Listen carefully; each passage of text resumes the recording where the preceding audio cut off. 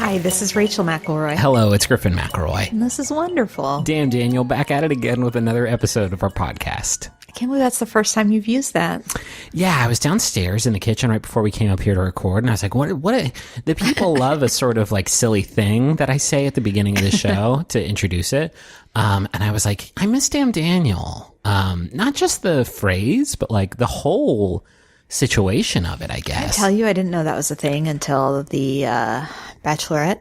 Really? Yeah, until that actual guy named Daniel brought it to the table. Well, Rachel, that's pretty wild. It sort of took the America by storm, including me, and even every night when I said to you right before you went to sleep, I would give you a gentle kiss on the lips, like two feathers brushing against your lips, and then I would say to you, I love you, good night, say your prayers, and do a sweet dreams, and damn Daniel. Every night, and you didn't even like bother to Google it? Why I said that to you? Every night? You know, I guess I never put it together. Anyway, it is a podcast about Damn Daniel, and it's called Wonderful. The name doesn't work with what the show's about, but we talk about like everything. So like we did an episode last week, if you missed it, about like the white kids and where you could find them. And then we did an interview with Damn Daniel himself and just sort of talked about what like his life has been like. We did that episode on famous Daniels throughout history. Yeah, and the show hasn't taken off yet, but I think that's just because we have the explicit tag on iTunes, because we do say the D word a few times. We've said it a few times since we've been doing it, but maybe this episode, instead of talking about our best friend Damn Daniel, we could talk about things that we like. I would like that, especially if you went first. I do go first this week, but I think we should both go first with the hot corner, Small Wonders. Whoa, I really took it back there to the thing that we only called it that one week. You got any of those little guys I like so much? You know, I was trying to think of a small wonder all day. Uh-oh. I got nothing. Yeah, stuff out here. Maybe it's just because everything that you see, you have so much love for it in your heart that it's like big wonders. Yeah. And so you don't want to burn them all down.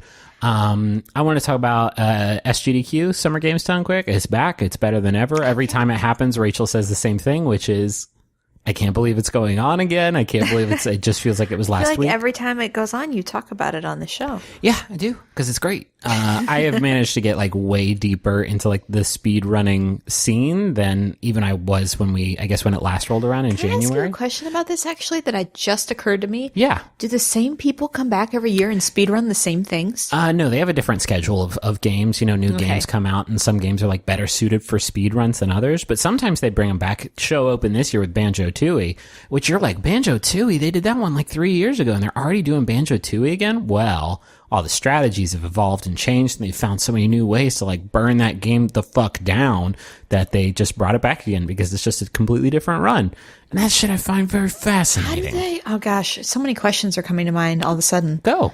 How do they find these people? They all are like active members of the speedrunning community. It's like a very tight knit, as you can imagine, it is like pretty niche, but at the same time, there's actually a lot of people who are doing it. And so each game kind of has its own community, but the whole speedrunning scene is very, very connected. Follow-up question. Yes. How do they decide what games they're going to do?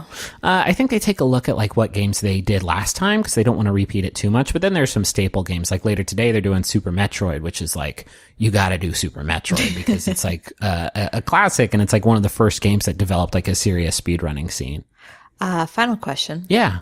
Do they ever do like your basic, like your free cell or your minesweeper? Yeah, they have entire blocks devoted to sort of like weird picks. They did kind of one of those last night. You know what they ran? Somebody knocked it the fuck out the park in about 10.5 minutes. You want to guess? Motherfucking Cool Spot. Oh, really? We gotta watch the on-demand footage of the Cool Spot run. It was like get me into it. It was at like 3 a.m. last night, but I would love to watch the Cool Spot run with you as soon as we're done. Yes, because that is another of the approximately 100% of video games I've played that I never finished. Yeah, well, I have many games like that I was like, oh, I didn't finish. Oh, and you already finished. You, in the span of me starting that sentence, you finished the game. I love SGDQ. They raise money for Doctors Without Borders, and it's really cool. And so go watch it.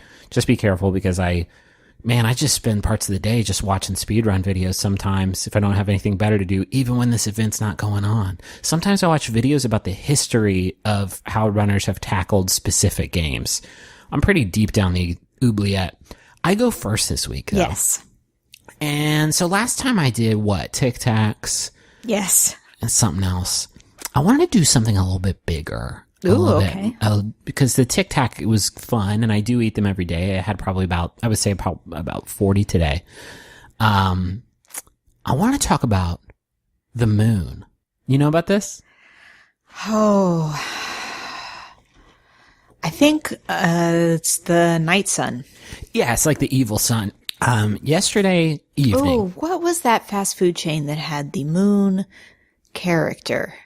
It was McDonald's. Yeah, it was Mac Tonight was his name. Yeah, there you go. There's not going to be a mascot for any major fast food franchise that you're going to be able to describe that I will not know how to name. And that includes all of, the BK Kid Squad. I take that back because I can't even remember what the name of the squad was. But it's weird that I'm talking about the moon maybe a little bit. But last night, you had gone to bed. I came up to my office to do some work on Adventure Zone editing. And as I walked up the stairs, the door to Henry's playroom is open. And in Henry's playroom, there's just this big window looking out into sort of the nature behind our house. And the blinds were pulled up in this window, and just this beautiful just panel of moonlight was shining into the room in this like perfect square of moonlight on the floor. Tomorrow is the full moon, and so like the moon's nice and big and bright right now. Griffin, you didn't wake me up? No, I didn't wake you up for the big. I thought I woke you up last night because I went to turn the air conditioner down in our bedroom, stepped on one of those palmetto bugs. It was the fucking worst. Is that what they're called? Palmetto bugs? I always call them June bugs. No, it was like a big bug, like a water bug type dealy. I smooshed it good. It was so fucking horrible. It was so gross. And you didn't hear me going like, ugh! Anyway, I don't want to talk about the bug I squished. I want to talk about the moon because I looked up at it through the window in our son's playroom, and I just thought like, wow, the moon is pretty good. Do you agree? No, I do actually. I enjoy the moon. Here's some stuff about the moon. It regulates my monthlies. That's my first thing about the moon, and you just freaking took it from me. I didn't mean to step on that. It says it comes and it gives my wife her monthlies, and it comes and takes it away too, I guess. I know you're wondering how that works. It's tidal pull. It just sort of yanks and yanks and yanks. Mm-hmm. Do you know how far away the moon is? I like to give you these little brain teasers from time to time. Oh my gosh, I'm going to be I have no capability. I'm not gonna go on with the show until you tell me how miles. You're making me guess. I just want to know, like, wisdom of the crowd style. 1,000 miles. 1,000 miles? Yeah. I'm gonna say it's more than that. 1,001 miles. Oh no!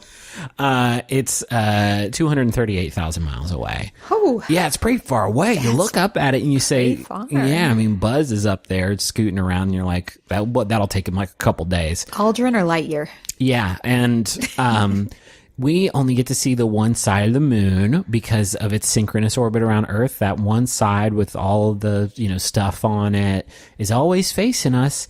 And that's kind of a bummer to me because I bet the other side's pretty good, but nobody really gets to see it. If we got to the other side, then we never have that Pink Floyd album. That's true. And then we wouldn't be able to synchronize our viewings of Paul Blart Mall Cop 2 to it. I just really like the idea that the Earth, I'm not high, but I like the idea that the Earth just has like this little friend up in the sky that's moving in the same way that we are. That's very cute. And the moon does all kinds of cool stuff for the Earth too. And it's just like, it didn't have to be there, like a big chunk of whatever ran into Earth and then the moon came out, I guess. And now the moon's there and it's like, wow, cool moon. I was going to say, I actually don't know the history of the moon. Yeah, there's a big chunk, like not a big chunk. It was I can't guess as to what the thing. I read it briefly on Wikipedia today, but I didn't write that down. But something hit the Earth, and I guess the moon came out. Maybe. But here's some cool stuff the moon does. One, we have like a light in the evening time. Earth has like a little night light. Yeah. Did you know though that the moon is not actually especially bright? There is a term called albedo, which describes sort of the reflectiveness of a celestial body, like how much light and radiation it can catch and reflect back to the observer. And the moon's albedo is like super low, very, very, very low. There are a couple of reasons why it looks bright in the sky though.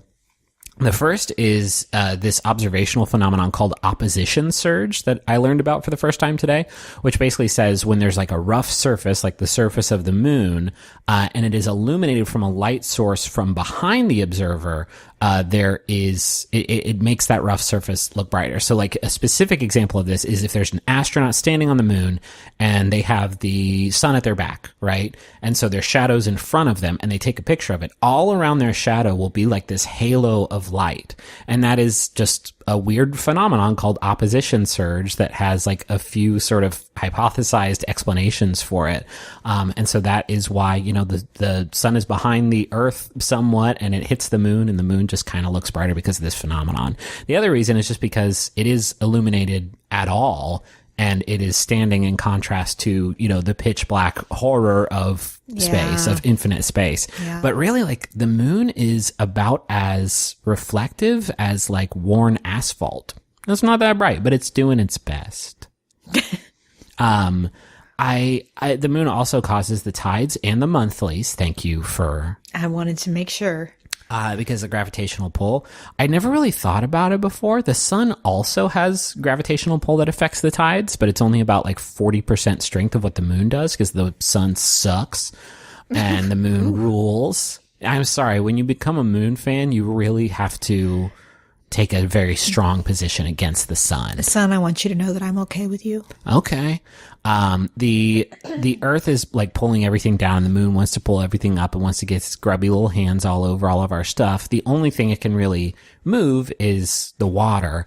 And that's how we get the tidal pull because it literally lifts the ocean up in a huge mound at actually two opposite points of the earth at a time, which then a bunch of different forces like, wind and actual friction for the ground underneath the ocean creates, waves and tides and stuff like that. I wonder if surfers have some knowledge of the moon and how it impacts the waves.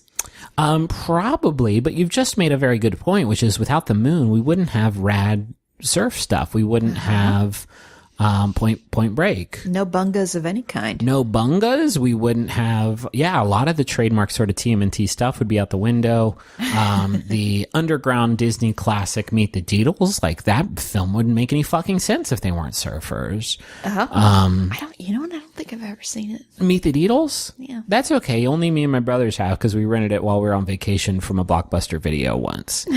And I honestly don't remember anything about it except that I loved it very, very much. I should rewatch that. Maybe I'll bring it on another episode. One last thing the moon does that's very cool that I didn't really appreciate because I hadn't thought about it because I don't know anything. Space is really freaking cool. I love bringing space stuff on this show, like you're a big space like the fan. Sandwich Astronaut, because it's just really cool and there's infinite of it, so there's like infinite stuff to talk about. But anyway, the moon makes the day longer on Earth. Because of the friction created by tidal pull, it is very slowly slowing the rotation of the Earth, just like microseconds per year.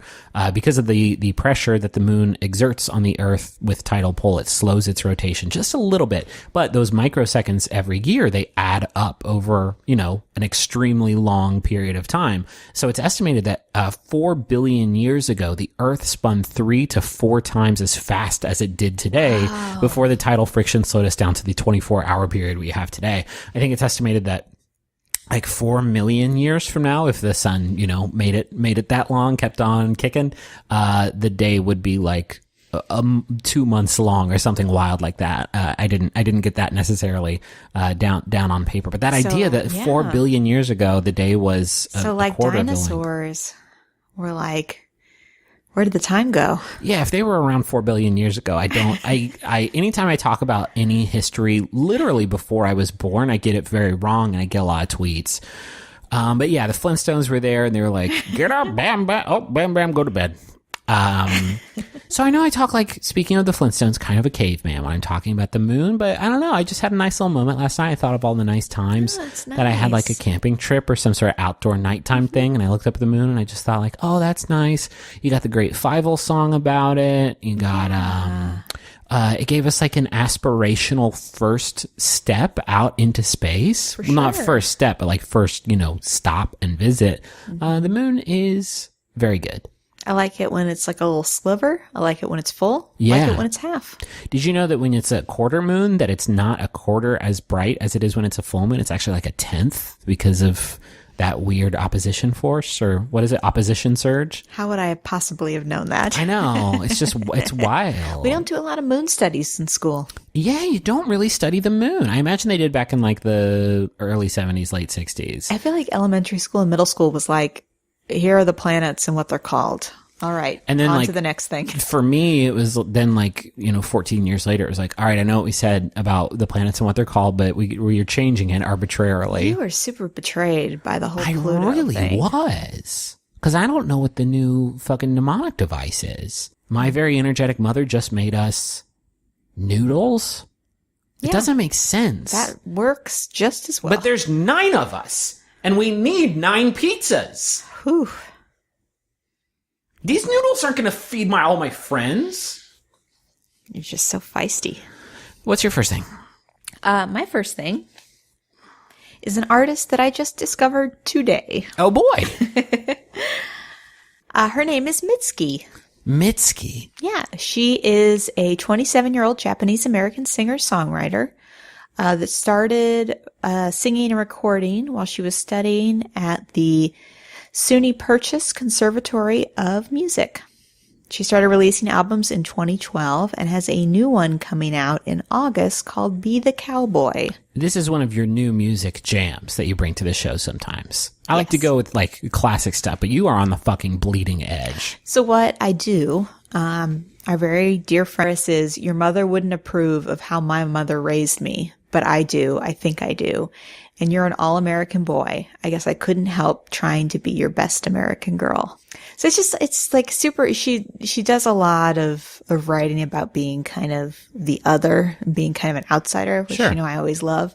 But I love the lyrics to that song, especially. Just this feeling of like being in love with somebody that you kind of see as the like all-American, like, aspirational, all this country can be, and then feeling like you couldn't possibly be that. Yeah, sure. But yeah, so I was super excited about her single Nobody. And again, that new album, Be the Cowboys, comes out in August 2018. I love when you bring new music to this show, especially when it's like a new artist that you haven't heard before, because it's just like, it's always so exciting to have like a new musical artist that you're into.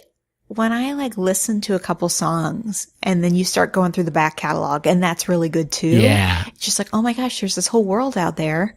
And now I can like really dig in. Yeah, sure. It's like when you find a new author or a new podcaster. Yeah. I just got into this guy. His name is, I can't think of a podcaster other than Mark Maron sometimes. Then that's not good. Because there's lots of them, and also I do it and know a lot of them. Chuck Bryant. Chuck Bryan, I'm very into his flavor right now. You know what else I'm into? What? You know what I'm into? I don't know why it came out like that, but I'm into stealing you away. Hey, I'm gonna steal you away. Can I steal you away, though? Boop, beep, beep, boop, boop, beep, beep, boop, boop, We're losing her.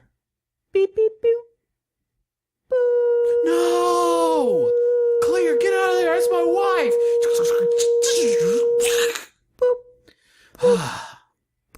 We gotta get her a new butt. Wait, what? She's been on the transplant list for too long. She needs a new butt. Take my butt. Please. This is a real journey we went on there. Yeah, there were like 3 or 4 skits in there. Hey, I'm going to tell you about our sponsors now for this week's episode of Wonderful. And the first one that I'm going to tell you about is called, and get this, it's a blue apron. It's a blue apron. I guess Just they're one- selling. Yeah, so I guess they really want to sell this apron.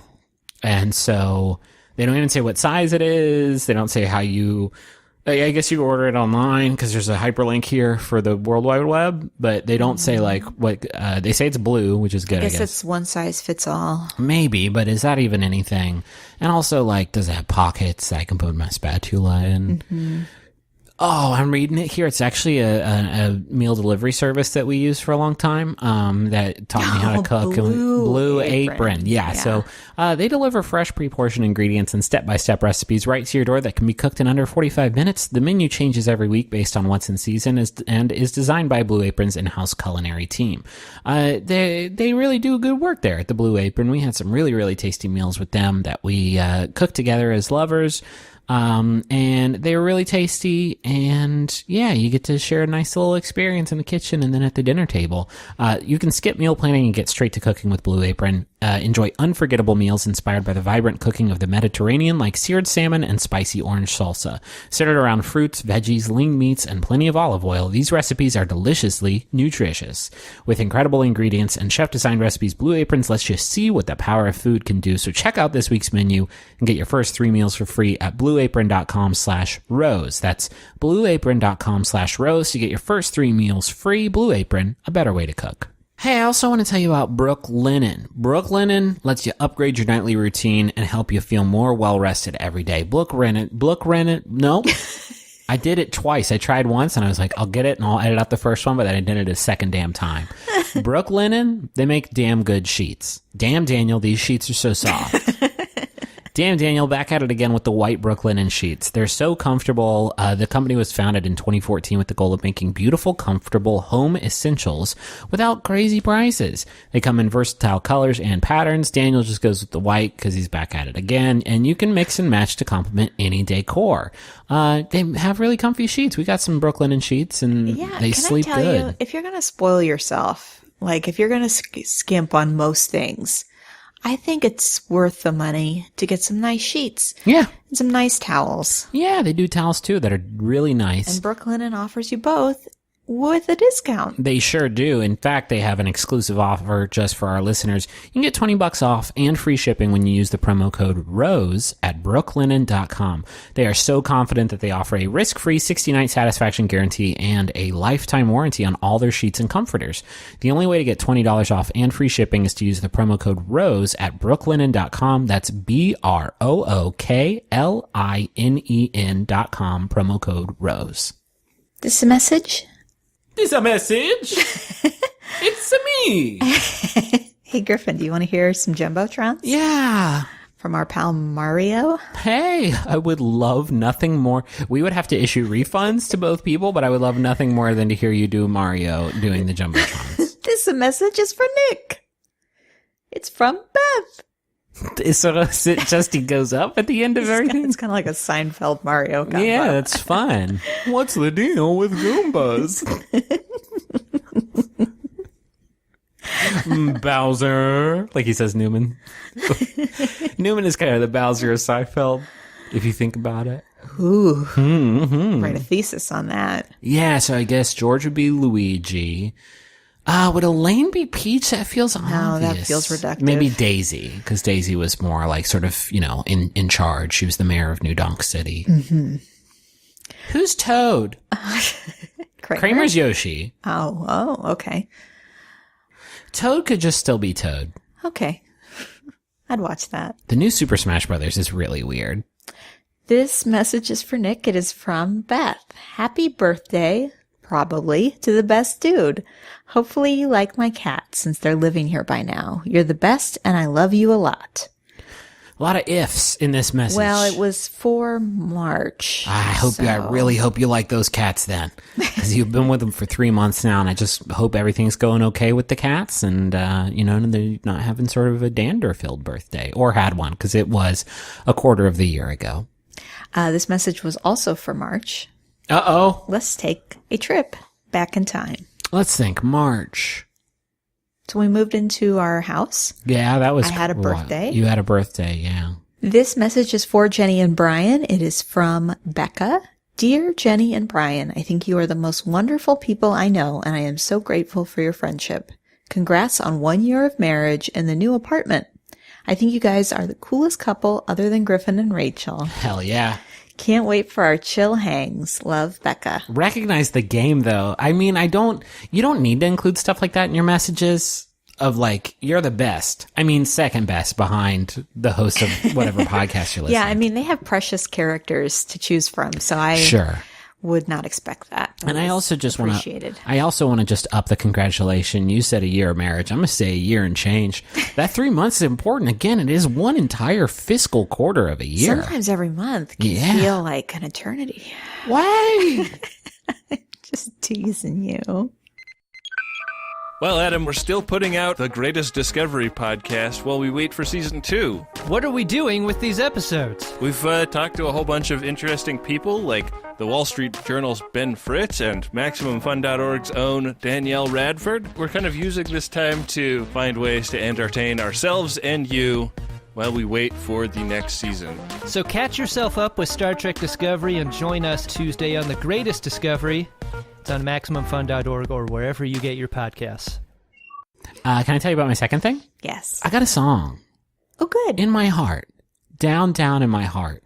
It is a song called When I Was Done Dying by Dan Deacon, who I shamefully did not know very well and probably had the strangest way of introduction to imaginable, which is we went to Max FunCon East in, 2016? Were you pregnant then, or was it 2015? Oh, I was pregnant. Yes, that was 2016.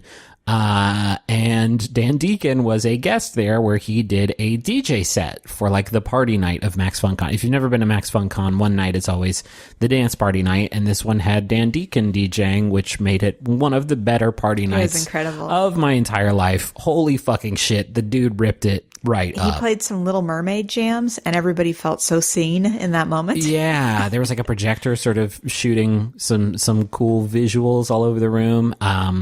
And it was seriously the best. And I instantly recognized, like, this guy knows jams. And so I started listening to him. I picked up his 2015 album Glissriffer, which is a fucking great name for an album. A lot of good album names this episode. And I was just sort of enamored right away. The album is fucking great. There's a lot of great tracks on it, like Feel the Lightning and Learning to Relax. A lot of the songs are genuinely the slap in terms of like they are upbeat, sort of danceable jams, even though the lyrics you probably wouldn't assume are the lyrics to dance jams necessarily. But my favorite song off this album is When I Was Done Dying, which is just this psychedelic jam full of all of this like existential imagery and stream of consciousness writing, which I'm learning doing this podcast I very much enjoy apparently in my music. I'm going to play a little bit of it right here so you can get a feel for what the song is like. This is When I Was Done Dying by Dan Deacon. Shrill gated synth that comes and goes with like each couplet of each verse. There is this chorus of voices that are singing at different pitches, just singing along with Dan Deacon's vocals, and this like really simple acoustic drum loop happening underneath it. Like even without all of the lyrics, like it is just a really neatly composed song. But the lyrics are what makes this song really powerful to me. They're super evocative, albeit without being like an explicitly clear message about what the song is actually about.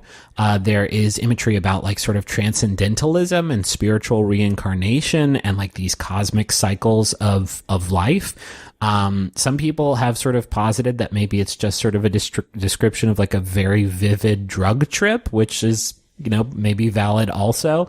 But the lyrics are just like sung in this non-stop breathless way and are full of just these really wild, like hypnotic images. My favorite verse of the song goes, it's sort of describing all of these things that he experiences, if you're to believe the title of the song, when he's done dying. And so this section goes, and the earth looked at me and said, "Wasn't that fun?" And I replied, "I'm sorry if I hurt anyone." And without even thinking, cast me into space. But before she did that, she wiped off my own face. She said, "Better luck next time. Don't worry so much." Without ears, I couldn't hear. I could just feel the touch as I fell asleep softly at the edge of a cave. But I should have gone deeper, but I'm not so brave. I really, really love that section of the song because like it explores this anxiety about life, about worrying like whether or not you are being a good enough person, whether or not you're making the most out of your life. And anytime there's sort of any imagery of this cosmic force, trying to reassure you in this song, the earth telling you, wasn't that fun after you die, and saying next time, don't worry so much, is like so beautiful to me. And I think it tells a lot about Dan Deacon also. He had an interview with Baltimore Magazine. He lives in Baltimore, Maryland. And he described this song as the most representative of me lyrically on the album Glyceriffer. And he said that, speaking about Glyceriffer, that it was like a very, very personal work. He says, and this is a quote, "It's me exposing myself, figuring out the root of my anxieties and who or what the hell is going on inside of my own brain," which is very, very relatable and very, very good to me. And the idea of exploring your anxieties through this like existential artistic lens and then creating a song that is like this evocative and beautiful is genuinely like super inspiring to me. And on top of that, I think it's such a bop. It is so good. It's very, very good in the video. The video, holy shit. I hadn't seen it before today, but I had to send like Rachel this song so she could listen to it. And so I looked it up and found a YouTube link and sent it to her. It's from an Adult Swim series called Off the Air, which is sort of this just wild animation series that's on Adult Swim. And so a few animators got together and did a music video for it. Go look that shit up. It is fucking amazing. It is so good. You want to talk about your second thing now? Yeah. So my second thing is a article from time.com. I'm so sorry. It's called The Science Behind Happy Relationships.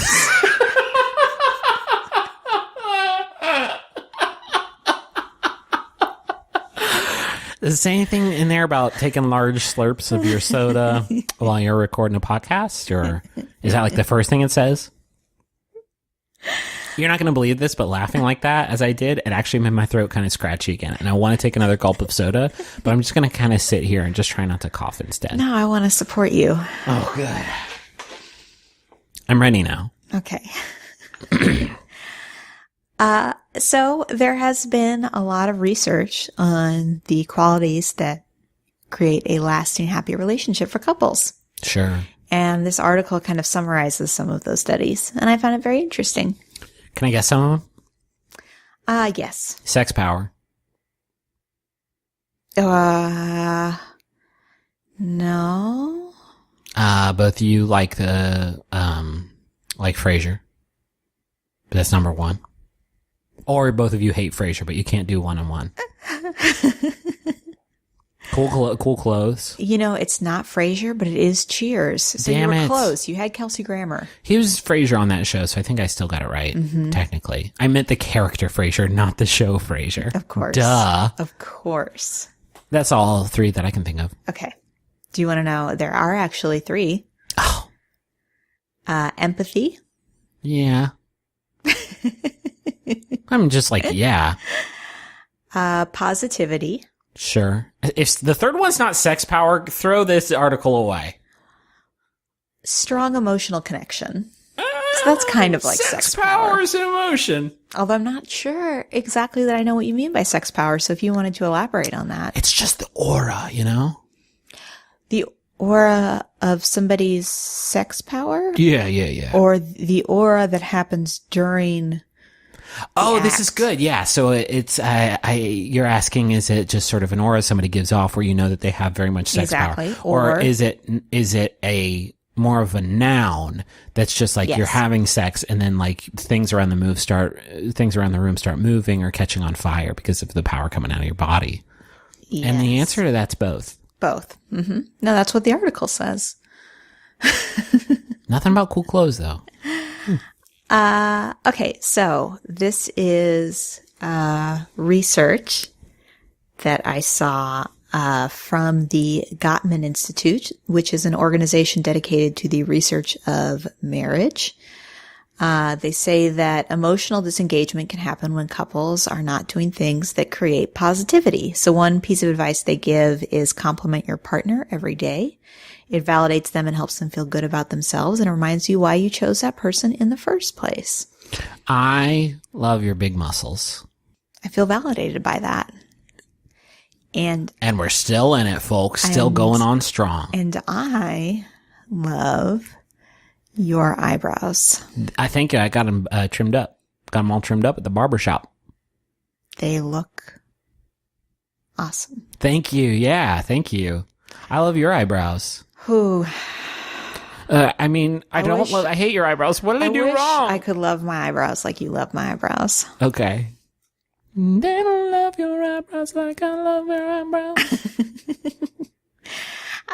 So when it comes to the brain and love, biological anthropologist and Kinsey Institute senior fellow Helen Fisher has found, after putting people in a brain scanner, just sounds like an oversimplification of probably what that is. What the device is actually called. Yeah, we're gonna want to lay you down, put you in the brain scanner. Like, what are you talking Looks about? like you're $17.99. We're going to put you in the blood swapper. Do you mean a dialysis machine? Call it a dialysis machine. So the brain scanner confirms that there are 3 essential neurochemical components in people who report high relationship satisfaction. And those are the ones I mentioned: the practice of empathy, the control of one's feelings and stress, and maintaining positive views about their partner. Interesting. In happy relationships, partners empathize with each other and understand each other's perspective instead of constantly trying to be right. Keeping positive views of your partner, which Fisher calls positive illusions, Yikes. are all about reducing the amount of time you spend dwelling on negative aspects of your relationship. No partner is perfect, and the brain is well built to remember the nasty things that were said, said Fisher. But if you can overlook those things and just focus on what's important, it's good for the body, good for the mind, and good for the relationship. It always freaks me out a little bit when we start talking about love science.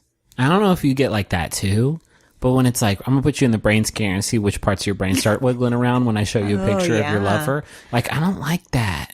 Are you worried that, like, science doesn't confirm my words to you? No, because I think it definitely would. It's just like, I don't like the idea of not thinking about it like some sort of magic, if that doesn't make me sound like too big of a child. See, I am coming at it from the other angle. Okay. That a good relationship isn't this abstract, nebulous thing. That there are like 3 common traits that anybody could put into their relationship and have a good one. Sure. And I feel like that's good. But you can't necessarily put it into a relationship, right? Like, Well, you it's can not, practice it. you can practice it for sure, but it's, I think that, isn't it easier to like have a person who has these 3 things with you than trying to like necessarily inject it into it? Of course, but if your relationship is, diminishing, Sure, or if you're feeling less positive about it, there are 3 real things you can do to make it better. Yeah, for sure.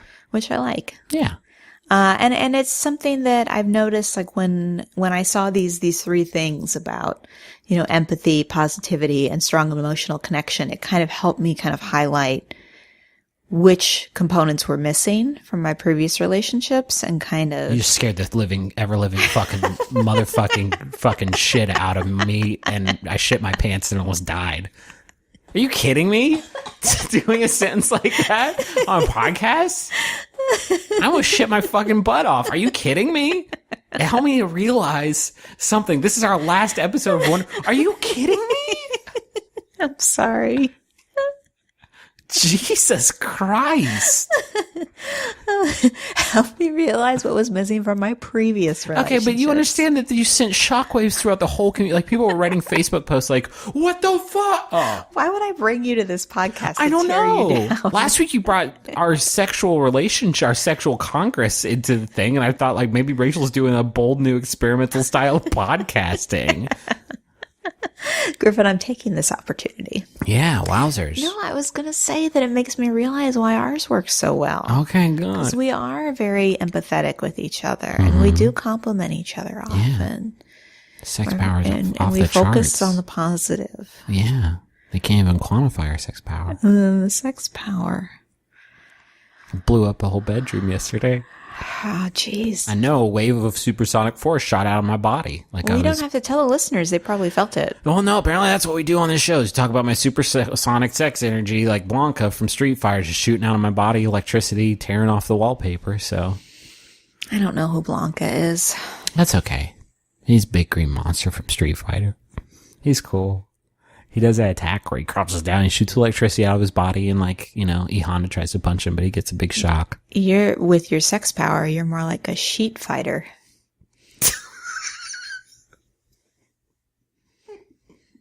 It's pretty good, right? Yeah. Do you want to talk about submissions? Yes. Thank you to Submissions for giving us a way out. Tristan says, I think it's wonderful when you add half and half to iced coffee and it swirls around in billows. The contrasting colors and densities make a brief but dramatic and delicious show. The flavor of this beverage is very good. And I do like fluid dynamics. It's very interesting to me. Is that like part of the thrill of creamer for you? No, creamer is purely utilitarian for me, but like when you shoot dye into water, I watched a YouTube video on like the Weird Science YouTube, which is like literally all that gets recommended to me on YouTube. Yeah. Of these two guys trying to recreate this old science experiment that was only created in like the early 70s when like video camera equipment was bullshit, of shooting two kind of vortexes of dye into each other side by side in one aquatic tank. Because when they hit each other just perfectly and they're spinning at the exact same speed, they like explode and create like a dozen other vortexes all around it. Nobody could understand how that works because the camera was so low quality. But now it's 2018. We have dope ass cameras. So they worked and worked and worked to try to like rebuild this machine they had no schematics for, and ended up making it. And it's so fucking beautiful watching this dye like collide in water. I learned a lot about fluid dynamics from that video. I don't know what's happening to me. Yeah, we were talking about half and half. But it's fluid dynamics. I mean, talking about some cream hitting some cold brew and stirring it up. I may have hit up the Einstein Bagels bros on my way to pick up Henry from daycare the other day. Got myself a little iced coffee on the way and stirred it up. And I was like, oh, it's beautiful. Chelsea says, I think it's wonderful when a grocery cart exchange happens between strangers entering and leaving the store. The smile and eye contact and moment of connection always makes me happy. I don't get this next part. Bonus points if it's somewhere like Aldi and you trade your quarter for their cart. Oh yeah, do you not know about this? No. In order to get a shopping cart, you have to insert a quarter. What? It's like a super discount grocery store, and they keep the prices very low through a variety of ways, and I think one of them is that. That's a quarter? Mm-hmm.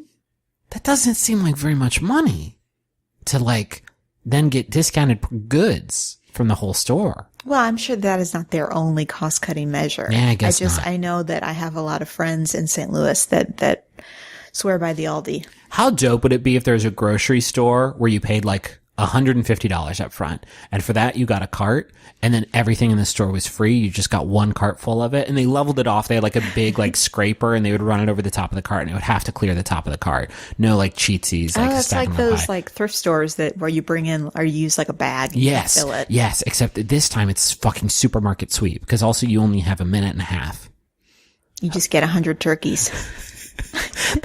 Can we talk about the strategy of supermarket sweep? Because it was always get 100 turkeys, run to the turkey, get the turkeys, get the giant Mrs. Butterworths, and now you've won. I heard that this show is on Amazon Prime. I would very much like to watch it. We gotta watch it. One last thing, and this one is strange for our show. We don't normally pick self-referential things, but Kian informed me there is a website called wonderful.fyi that will let you know who's up first on each episode of our show based on who went first last week. You can also search through all the wonderful things you've previously shared on the podcast. Somebody must have gotten so tired of us talking about we spend a lot of time. This website is very, very good. I'm going to show it to you now. Okay. You can check it out at wonderful.fyi. Oh, that's beautiful. It's a really good website. It's got all of our topics arranged I love that. And the artwork from Louis Zong. Yeah. Louis Zong, who put out a jam collabo with Brian David Gilbert, which was the collabo of the fucking century today. Go check that out. But that is it. Thank you so much for listening. I had a lot of fun with this episode, and I hope you did too, Rachel and our friends at home. Thank you to Bowen and Augustus for the use for our theme song, Money Won't Pay. You can find a link to that in the episode description. What else do you want to talk about here? You know, this episode has really made me realize what I'm missing from... Oh, stop! Stop it! Thank you to Maximum Fun for hosting our podcast and any number of other great podcasts. Podcasts like, The Greatest Discovery, podcasts like... Friendly Fire. Oh, Friendly Fire, the Beef and Dairy Network, One Bad Mother. There's a lot of good podcasts on the Max Fun Network. There's a lot of good podcasts. If you want to hear other stuff that our family does or see any of the videos we made, it's all at McElroyshows.com. I think that's it, huh? Yes. Well, then this is probably a good a time as any to talk about something that has was missing Something that like I feel like so sad and empty about that's missing from speaking about like romance stuff and like relationships stuff. Yeah. And so there's something that's missing that I am angry